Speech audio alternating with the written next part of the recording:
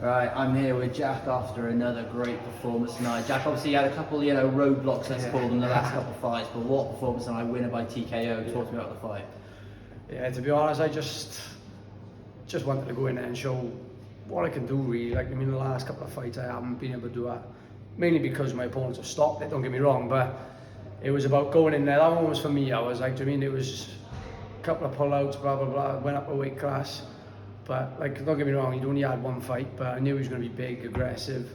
But that one felt good just because, like I said, after 3 losses and just, it's a tough, not a tough road to climb back from, but you just stick the course and you get rewarded, you know what I mean? So that's what that was today. And you mentioned your opponent there, powerful as well. Yeah. He came in, he threw like straight away, he was throwing some big shots. To be honest, I watched his fight and I just knew that would suit me better, do you know what I mean? Because the last kind of fights have been kind of chess matches, and I typically do my best work countering when someone's obviously coming. The last few fights been a little bit gun shy, do you know what I mean? And just not pulling the trigger, so which has ultimately led to my demise, so to speak. But that one, I just thought, right, he's going to come at me, tank. In fairness, just before I went out, he just said, look, just touch him, don't try and bang him.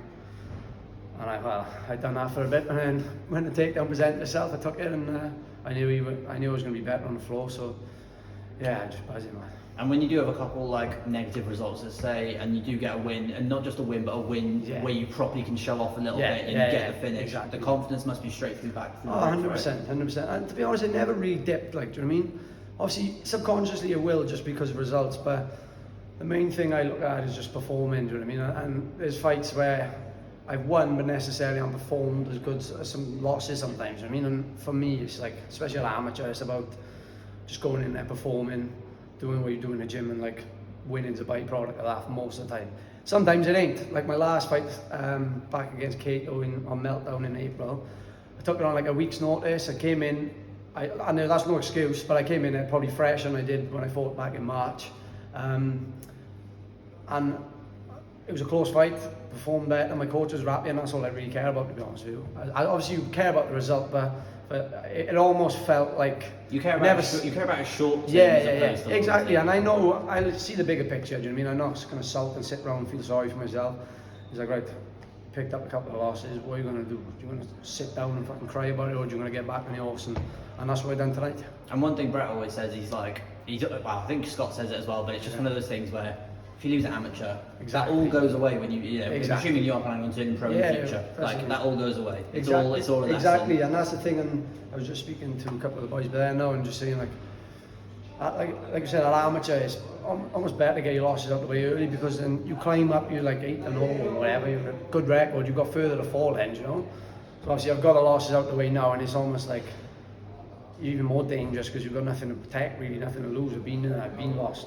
I've picked up losses. I've been clipped. I've been subbed. Do you know what I mean? I've pretty much seen, in the 8 fights I've had in MMA, I've seen a lot of things. Like, do you mean when boys go, I say boys, but typically, people can go 8-10 fights going on a good record and may not face them type of challenges until you go pro, and then it's a different ball game then, when you've got elbows and knees and 5-minute rounds, so. And what does the next sort of year look like? Is the plan to just keep staying active? Yeah, just like I said, I'm not putting pressure on wherever this goes. I just want to get as good as I can, and then whatever comes, that comes. But I know I'm confident in my own ability and my team and everything, and I just know if I just keep doing what I'm doing, I'm going to keep putting performances on similar to that, but obviously against higher level opposition. Well, let's say higher level, but more experienced boys. You know what I mean? I'll start really showing my level, climbing up the ranks, and then we'll see what's happening. But yeah, more of that basically. And how are you celebrating the win later? I'll have a couple of pints, do you know what I mean? I didn't have to cut weight for this fight, but obviously I haven't had a drink for a good while, so I'll have a couple to celebrate. Congrats on the win as Top always, man. Jack. Thank you. Cheers, brother.